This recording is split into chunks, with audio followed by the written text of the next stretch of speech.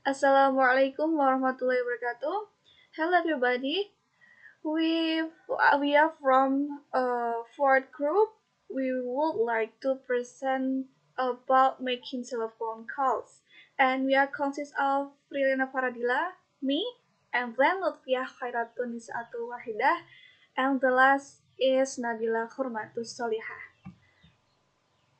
Then we present about telephone communications, taking telephone message, making telephone etiquette and rules when someone is unavailable, and the last is problem in telephone. And as the first presenter, I will explain or present about telephone communications. Guys, in this era, all the people use telephone communications.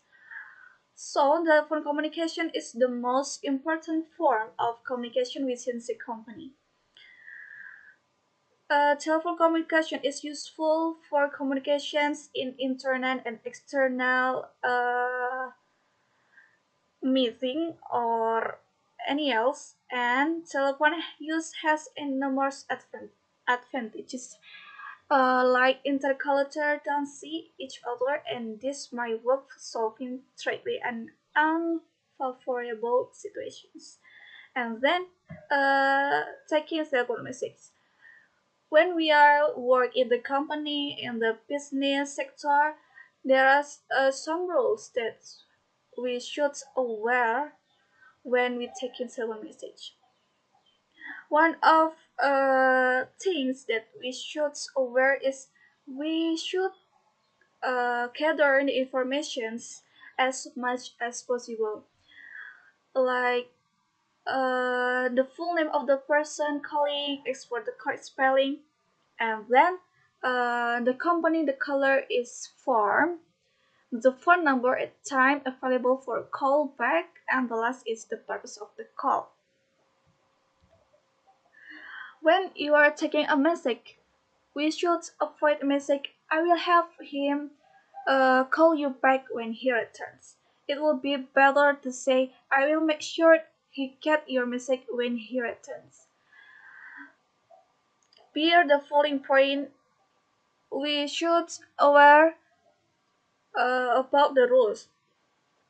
Don't speak too fast, and then pronounce and spell your name correctly. And slow down when you say a telephone number, and pause somewhere in the sequence on providing your number. Give your company name, title, and reason for calling. Let them know when to call you back. And then, when we are taking a message, so many activity, like in the beginning we should consider or we should gather the informations, and then we should clarify the informations that so we can recording the message that he left. So clarifying is important when recording telephone or account number, spelling, curtain names, taking the time informations as well as time and dates. If the caller is speaking too quickly, don't panic. Just ask them to speak more slowly or repeat what they have said. For example, like, sorry sir, could you saying again please? And then, I'm afraid I didn't catch that, ma'am. Could you repeat it? And I'm sorry, could you say that again more slowly? Would you mind speaking more slowly, please? So in this example, we use modal expressions like could you, would you mind if. We are use could you or would you mind because it's more polite than can you or will you. And then, when getting ready to end a call, it's best not to say, I will have him call you as soon as possible, because the boss, we don't know he will call back them or not.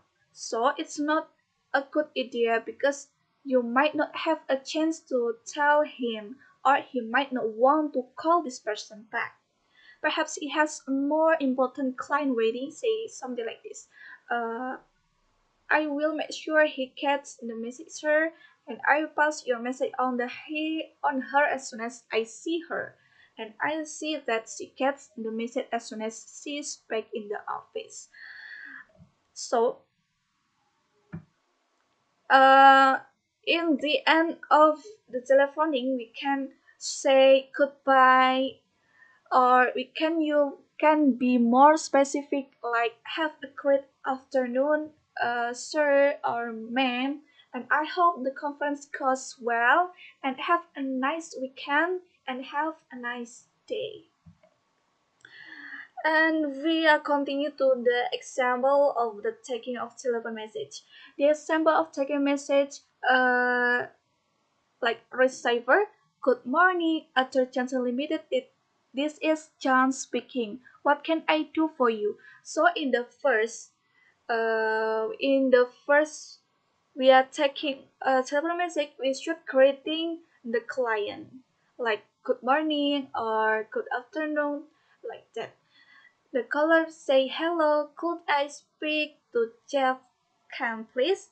So the caller used the polite expression like could I. Then receiver, may I know who's calling, please? Receiver try to get informations. Who is the caller? And the caller, this is a Kelly Thompson's. Receiver, I'm afraid Mr. Ken is tied up at the moment. Could I ask him to call you back later this afternoon? So the receiver informed to the caller that should leave the message. Caller, no, that won't be necessary, but could I leave a message for him? Certainly.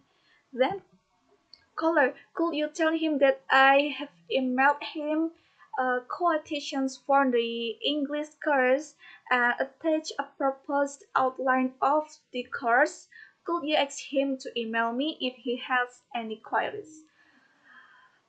And then the cipher answer.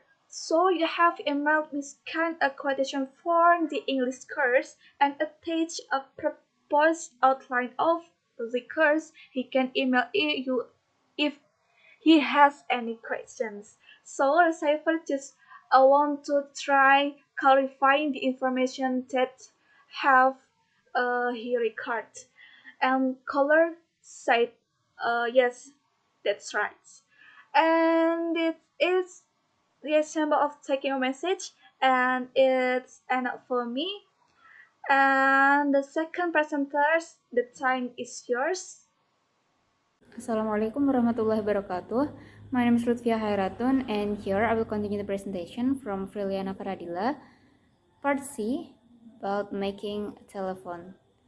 So when we making a phone call, we can distinguish four stages in the process. First is introduction, and then development, closure, and then farewell. So introduction. At this stage, whether the call or receive a call, we must create identify ourselves by name and surname, identify the company, and include the reason for the call. For example, we can say, hello, my name is Josefa Martin from the company MetaPlus. I want to talk with the head of work, please, like that. And then for development here is the core of the conversation, like the body of the conversation. During the course of the conversation, we must assess the interlocutor in order to adjust the vocabulary we use to his or her level. Because if we use technical terms, they might not understand us. So once we have contacted the person we want, the conversation starts, and then, for example, if we want to introduce new products or services, we must explain the advantage or the differences between our product with similar products, and we may name some customers who have already purchased some of them, and so on. And then number 3, closure. It's the turning point of the conversation, as we must have achieved the goal of the call before hanging up, If you don't reach the goal in the first call, try to arrange another phone call for a more convenient time for the interlocutor. We can say like, if it's okay with you, Mr. Diaz, we could meet in your office next week and would show you some samples. Could you make it on Tuesday? And then for farewell, it's time to finish the communication with our interlocutor by saying goodbye and thanks in a polite set expression, such as, "Thank you for your time, Mr. Diaz. Have a nice day." And then we move to part D, telephone etiquette and rules. So in business communication, telephone etiquette is important because first, the objective of the call is met, and then customers are happy with interaction. Number 3, positive image is formed, and then shows professionalism. Company's reputation is enhanced or increased, and then there is positive word of mouth. And then there is basic rules of telephone etiquette. First, treat the caller in the manner you would like to be treated if you are placing the calls. So we have to treat our customer or people who call us in the manner that we want to be treated. And then number 2, callers should be made to feel important and appreciated. And then number 3, prosperous business have learned to treat all callers as if they were their best customers. So in communicating by telephone, an employee must use good manners. So here are some good manners of in a telephone calls. First, answer the telephone, if possible, immediate after the first ring, but definitely no later than immediate than after the third ring. And then number 2, use proper identification when placing or receiving calls, and then give the caller your complete attention. We have to give our full or complete attention to our customer or people who call us. And then number 4, keep your mouth free of gum or food when you talked on the phone.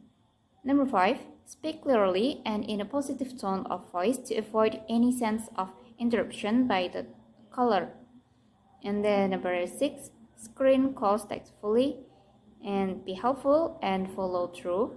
And then number 8, end telephone calls with pleasant preliminary close, such as "Thank you, I'm glad you called," or "You're welcome." And then say goodbye to end the conversation. So we have to avoid word like bye-bye or "see you later" for business calls. For business call, we use a more formal more formal word like goodbye, like that. And then the last, let the caller hang up first.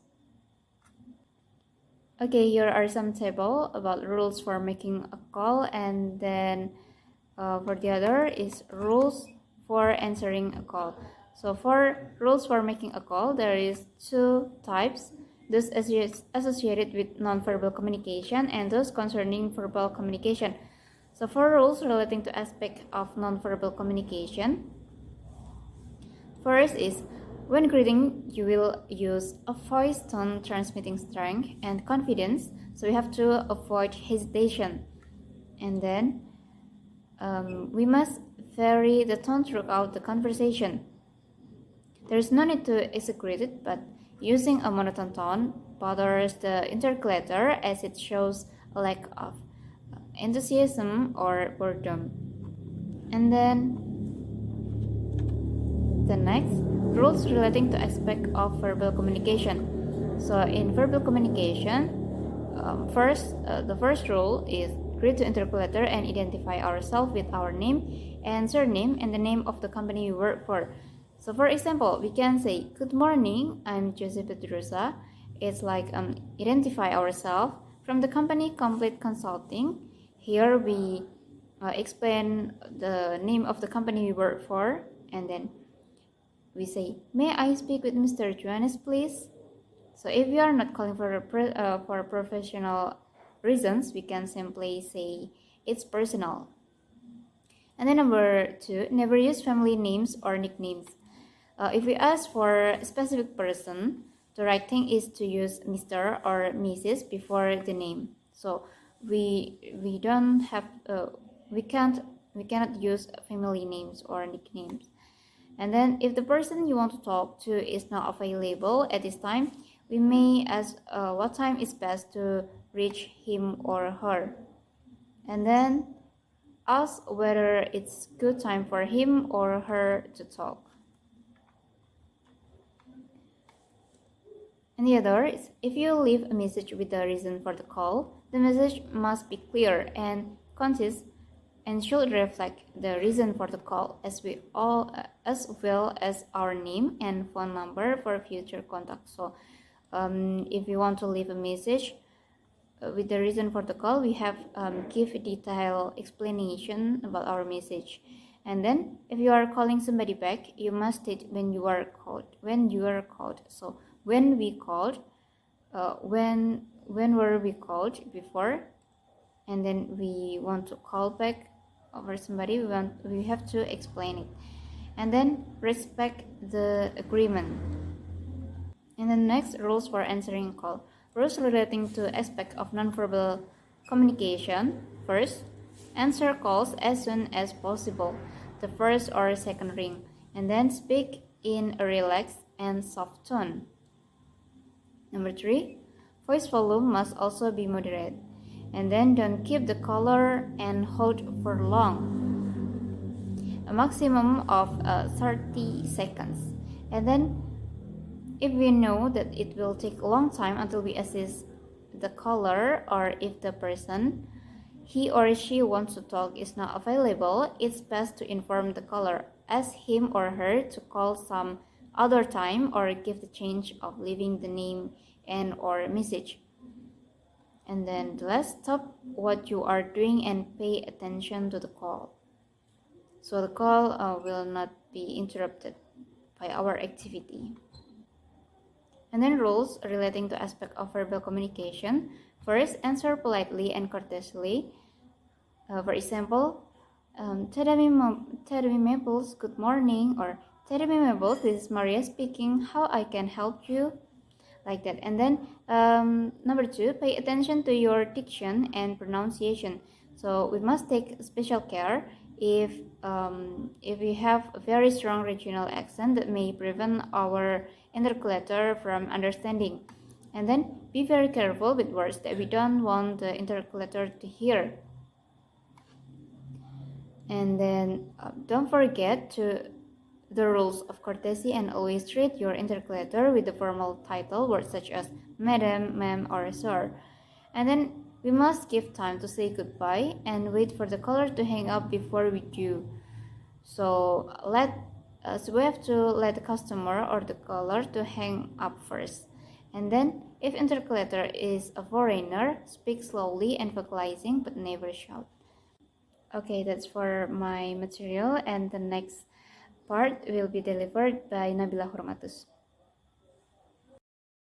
Bismillahirrahmanirrahim. I want to continue the presentation when someone unavailable. If the phone does not ring but the operator says that the number is unavailable right now, it means that either the phone is off, the phone is out of coverage area, or the person might have put his or her phone in airplane mode. Either ways, what you can do is either wait until later so you can call the person or leave a message either through text or voicemail. For example, you can see between Neila and caller 1, Katie Design, hello, may I speak to Mr. Polido please? I'm afraid Mr. Polido is in a meeting right now. May I take a message? Could you tell me him that Nicholas called? Would you mean spelling your last name for me, sir? No problem. It's Comte. Thank you, and your telephone number? He's got it. Thank you. My pleasure. Have a good day. And the next, when we call, of course, there is a problem when we calling. Sometimes, however, even a well-practiced communication process can go wrong. Problems can occur in any of the following four paths of sending a message. Trouble sending. The sender does not speak clearly, speak in a heavy accent, or speak too quickly. What happened to the message? Will it be received? And then there is trouble with the message content. The message is confusing, disorganized, or irrational. It is likely the receiver will understand what is being communicated. 3. Trouble with the channel. There is a background noise or a bad line. Will the message be transmitted effectually? Will it be received? 4. Trouble with the receiver. The receiver is not listening closely, has fallen asleep, or is distracted. Will the message be understood? If you experience communication problem on the phone, it's important to make the other person aware of the problem. So first tell them what the problem is. Communication problem often arise because one or both speakers are in a noisy environment, in which case you need to ask the person to speak louder or speak up. They can also arise because of a noisy line or a line which keep breaking up, in which case you need to ask the other person to repeat what they have said. If you think you have not clearly heard what someone has said, it's very important, especially in business, to check back. Check and confirm that you have got it correct. Example, pardon me, I not hear your speak, like that. You can say to the telephone.